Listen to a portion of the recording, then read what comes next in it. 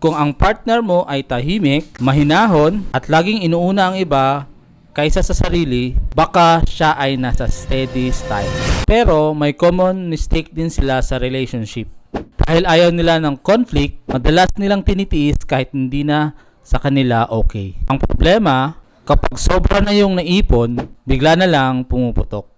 At doon nagugulat yung partner nila. Kaya minsan napagkakamalan silang okay palagi. Pero ang totoo, hindi lang nila sinasabi para hindi ka masaktan. Pero sa huli, mas malaki ang nagiging damage kapag hindi nila na-express agad yung feelings nila.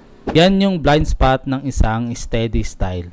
Na syempre, ayon sa unique framework na nakabase sa DISC. Sa next part, pag-uusapan naman natin yung corrective partner at bakit yung sobrang pagiging tama nila ay mali sa isang relasyon.